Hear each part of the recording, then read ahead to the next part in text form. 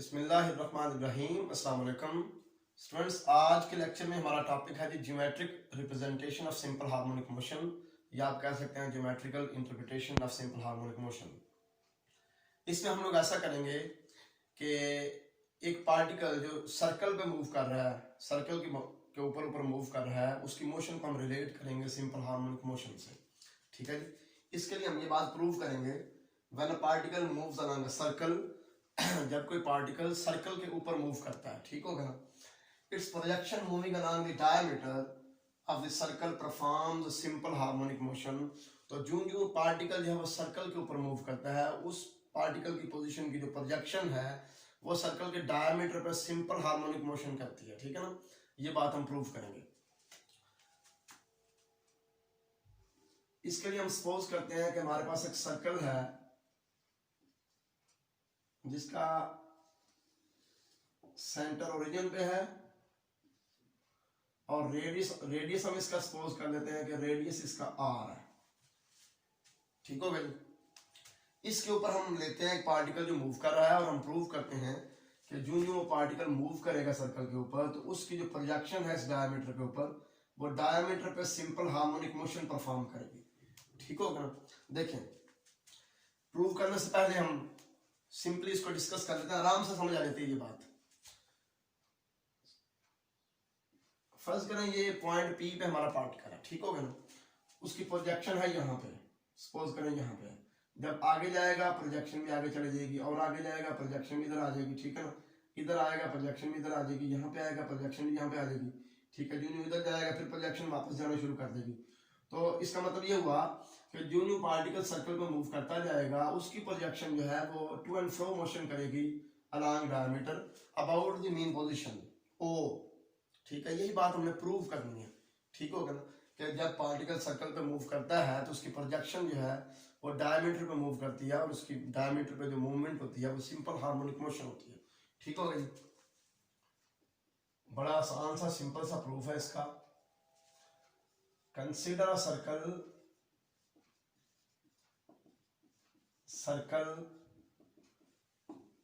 with center at origin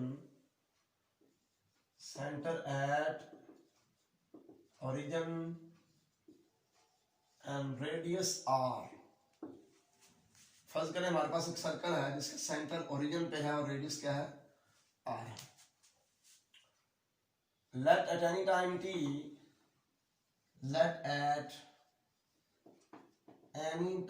t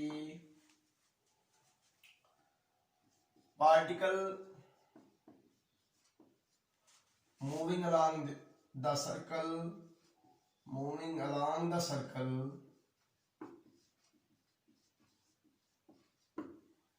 is at point P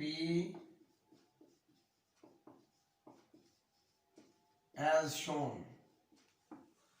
फर्ज करें किसी भी टाइम t के ऊपर हमारा जो पार्टिकल है वो पॉइंट P पे है।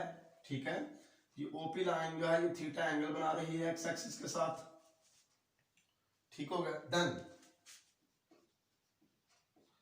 आपको पता है x किसके इक्वल होता है जी, r cos थीटा। क्योंकि अगर हम ये परपेंडिकुलर ड्रा करें पॉइंट P से x एक्सिस पे, तो ये जो ट्रायंगल बन गई, इस पे अगर मैं cos थीटा का फार्मूला लगाता हूँ वो आएगा बेस ओवर हाइपोटेन्यूज। तो ये डिस्टेंस x है और ये डिस्टेंस y है। ठीक है ना, तो cos थीटा आएगा x ओवर r, x की वैल्यू आ जाएगी r cos theta. Differentiating with respect to t के लिहाज से डिफरेंशिएट करें तो dx ओवर dt हमारे पास आ गया जी, cos का डेरिवेटिव आ गया माइनस साइन थीटा, और थीटा का आ गया D theta by D T. D theta by D T rate of change of angular displacement, ये होगी हमारी एंगुलर वेलोसिटी, जिसको हम ओमेगा से ज़ाहिर करते हैं। ठीक होगा ना, तो ये आ गया minus r omega sine theta d x over d t, जिसे हम v से ज़ाहिर करेंगे। स्पीड है एक्स एक्सिस की डायरेक्ट। अब देखें, ये इस स्पीड को हम कह सकते हैं कि ये स्पीड है पॉइंट पी, पार्टिकल की जो प्रोजेक्शन है ना एक्स एक्सिस के ऊपर डायमीटर के ऊपर, उसकी स्पीड है मूवमेंट की। ठीक है, ये D x over d T. ये एक्स कंपोनेंट है ना हमारा वेलोसिटी का, dx/dt। तो ये स्पीड है, समझे कि एक्स एक्सिस के अलॉन्ग हमारी प्रोजेक्शन की, ठीक हो गया। अब आप ऐसा करें, इसको दोबारा डिफरेंशिएट कर दें, differentiating again with respect to t, ठीक हो गया। तो जब हम dv/dt लेंगे तो ये जो स्पीड का अब डेरिवेटिव आ गया, दोबारा वेलोसिटी का दोबारा डेरिवेटिव आ गया, ये एक्सेलरेशन हो जाएगी इस प्रोजेक्शन की अलॉन्ग एक्स एक्सिस, ठीक है ना, अलॉन्ग डायमीटर, जिसको हम a से रिप्रेजेंट करते हैं।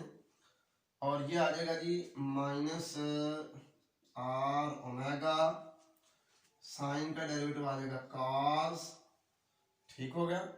और ये हमारे पास आ जाएगा जनाब d(θ/dt), ये फिर ओमेगा है, एंगुलर वेलोसिटी।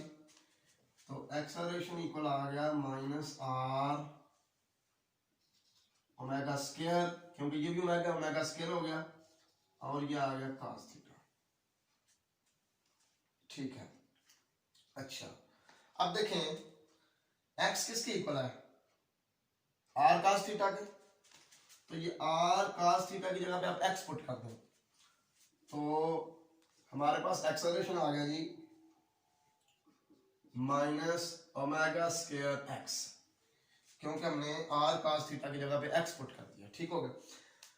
अब ये ओमेगा स्क्वायर कांस्टेंट है, तो we can say that acceleration is directly proportional to negative of x। तो यहां से प्रूव हो गया कि ये जो मोशन है ना लॉन्ग डायमीटर, इस पॉइंट P की जो प्रोजेक्शन आ रही है डायमीटर पे, इस डायमीटर की जो मोशन है वो सिंपल हार्मोनिक मोशन इसी बात से प्रूव हो जाती है, क्योंकि एक्सेलरेशन जो है ये डायरेक्टली प्रोपोर्शनल टू डिस्प्लेसमेंट है। ये डिस्प्लेसमेंट x क्या है, distance from the mean position at any time, ये मीन पोजीशन है, इससे ये डिस्टेंस x, ठीक है। तो ये डायरेक्टली प्रोपोर्शनल एक्सेलरेशन का directly proportional to minus x है, यानी कि एक्सेलरेशन डिस्प्लेसमेंट के डायरेक्टली प्रोपोर्शनल भी है। और यहाँ पे जो नेगेटिव साइन है ये क्या शो कर रहा है कि acceleration is directed towards the mean position. तो यही दो चीजें जो ना अगर मौजूद हो तो हम मोशन को सिंपल हार्मोनिक मोशन कहते हैं, ठीक हो गया। तो यहां से पता चला acceleration is directly proportional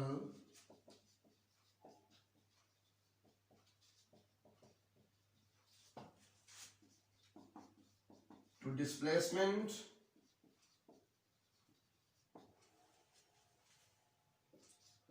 from mean position O, ठीक है जी। And negative sign indicates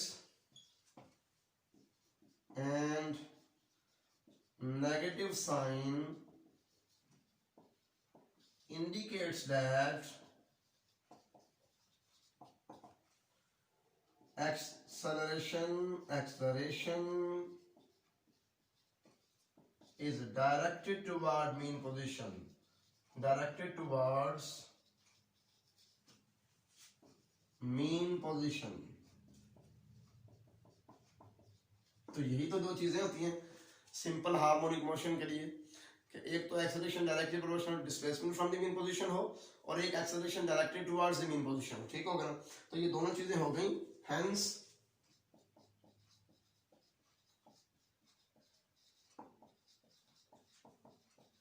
projection of P कह लें, पार्टिकल कह लें या पॉइंट पी कह लें, ठीक है। Projection of particle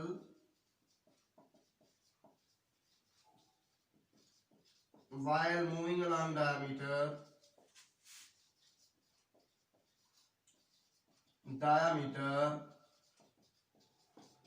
performs simple harmonic motion, ठीक हो गया जी। यही हमारा जो है ना वो रिक्वायर्ड रिजल्ट था। तो ये ज्योमेट्रिक रिप्रेजेंटेशन थी सिंपल हार्मोनिक मोशन की। मुझे उम्मीद है कि आपको समझ आ चुकी होगी। नेक्स्ट इंशाल्लाह हम चैप्टर 10 स्टार्ट करेंगे, introduction to mechanics by Q K Gauri का, प्रोजेक्टाइल मोशन से मुतल्लिक जो है, ठीक है। 204 हमारा जो मैथ है वो स्मूथली चल रहा है, और 7 और 8 चैप्टर कंप्लीट हो गए हैं। तो मैंने कोशिश किया कि इंतहाई आसान लैंग्वेज में, आसान तरीके से आपको चीज़ें समझाऊँ। चैप्टर 7 और 8 के जो लेक्चर हम कंप्लीट हो गए, कोई प्रॉब्लम अगर है तो कमेंट्स में बताएं, मैं इंशाल्लाह लाजमी हल करूँगा। अल्लाह हाफिज़, अस्सलाम वालेकुम।